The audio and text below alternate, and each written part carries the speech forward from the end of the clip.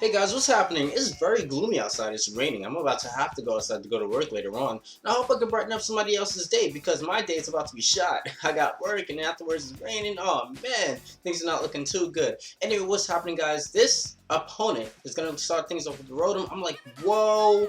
Let me just switch out right away because it could probably be scarfed. I don't want him hydro pumping me right off the bat and killing off my Terrakion because Terrakion poses a huge threat against this team. I can't take that chance. And considering that he led with it, I thought it was Scarf, but it turns out that it's not. But hey, I'm not supposed to know that yet. But I was completely upset when I found out it wasn't Scarf. Cause just like one shot at that thing with a close combat choice bandit. Anyway, I gotta leave my Venusaur because I don't want anything else taking a Psychic. I'm gonna double switch out to my Magnezone just to scout to see what he does. I'm thinking he's gonna go out to his Jirachi as I saw in the team preview because I would potentially want to lock myself into Outrage. You know, being that I saw the mistake that he had what's it called? He had the Synchronize or the Inner Focus on his Alakazam instead of the Magic Guard, so that let me know that he was Life Orb, as opposed to leaving me in questionable, reasoning to see if he was Life Orb and or Focus Sash without that. So I was like, yes, thanks to your mistake, I'm able to bring in my Scarf Mess, but he knows full well about that. He's going to bring in his Terrakion as I substitute on his Jirachi, and I'm going to set up one more substitute because I'm doubtful of whether Flash Cannon will finish it off with one defense drop. That's why I didn't go for it right away. I didn't want to survive and then put all my other pokes in immediate danger because nothing on my team will like a choice band in close combat either. So he's going to switch out into Tyranitar, which is great. I could get some hefty damage on that despite him having a 50% special defensive boost in the sand. It looks like an easy 3 KO, plus I regain leftovers faster than he does, so if he wants to break the substitute, he's going to have to stay in. And I don't think any of his other Pokemon would like a Flash Cannon. You will have to probably bring in Rotom to resist that and then go for the Hydro Pump, and I'll just go for the substitute, again, just this guy, see what you do. So, but something else is going to have to take damage. I do have the Discharge on it, so you do risk getting a 30% paralysis rate if you do bring the Rotom and decide to go for the Hydro Pump. I mean, I'm just saying. But anyway, I'm like, alright, let me go for the substitute again because I'm thinking that he might probably want to save his Tyranitar for later on as my Magnezone will be exposed. He might go on to Rotom like I just said and go for the Hydro Pump. At that considerable amount of HP, it might be an easy KO from there. You never know. But he doesn't do that, and I'm like, alright, you know what, you're recovering a little bit too much for my liking. Let me go for the Flash Cannon again and finish you off from there. And I'm thinking he might bring in either his Jirachi or something, or no, why would he bring in Jirachi? His Terrakion. I think Terrakion would be a good, yeah, he does. He brings in his Terrakion, and I'm like put in immediate danger. I don't want to make any switches. I lost my Venusaur, so I don't resist the close combat. I don't have anything really except for Mence. I don't want Mence taking unnecessary damage, so put him in the bind here. My Magnezone bites the dust. In comes the Mence again. Mence is Scarf. I'm making it completely obvious that it's Scarf. And I'm thinking, like, something, even though I didn't mention Rotom about a minute ago, I'm like, man, everybody on your team is takes super effective damage from Earth type attacks, and nothing you switching would like an Earthquake. So I'm like, alright, let me go for the Earthquake, but it happens to be a freaking Rotom. I was like, oh, I forgot about this thing. Oh man, I'm so upset. So I went for the Ninetales as he goes to the Volt Switch, and I'm like, alright, okay.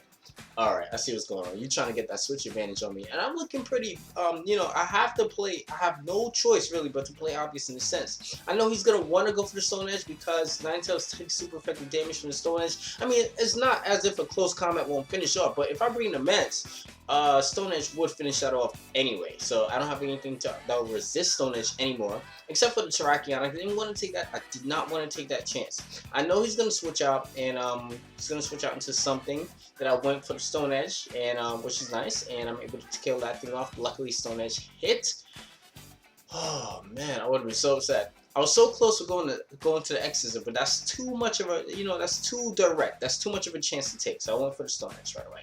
He goes out into his Jirachi, and I'm like, alright, I got the Heat Train. He goes for the Body Slam, and I'm like, alright, I could probably go for the Lava Plume. Alright, get the burn off, and I want the Rotom dead. I want him to bring his Rotom in, so he's going to go for the U-turn like I thought, and I want him to bring his Rotom in because I have the Lava Plume. As soon as I get the burn off on that thing, it'll be awesome. Awesome. Seriously, because I could get some residual damage going on that thing.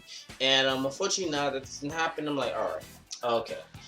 I see the leftovers, so that kind of changed my perspective a little bit. I do have the sun up, so Heatran will have a little bit more survivability than normal under normal circumstances, like in the rain or in the sand. So I'm like, all right, and I get a critical hit at that. So I was like, yes, baby. I'm thinking about bringing in my Solomons and then switching right back out into Heatran to force him to go for the Will-O-Wisp and then increase my fire attacks, so it'll be a lot more damage or whatever like that. But I'm trying to really get the burn. I'm so upset that I'm not getting the burn, but then I can't cry, you know.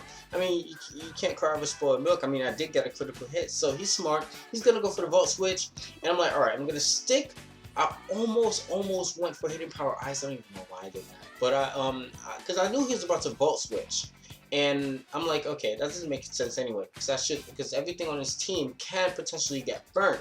So I'm just gonna do that, and he brings the Braylon just to die. Can't risk the burn, bringing his Terrakion, despite Terrakion resisting the fire type attacks. So my Heatran bites the dust, and I'm left with my Ments.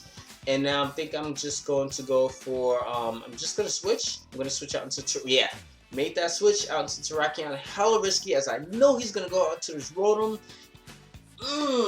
Yes, now something on your team has to be forced to die. So once a Rotom bites the dust, yes.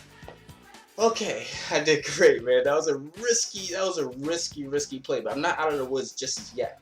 You know, because he could bring Narachi, right? Maybe probably go for the Iron Head after I go for the close combat. Abandon close combat, depending on your build, abandon close combat shouldn't be able to finish it off, but it'll do a lot of damage, yeah.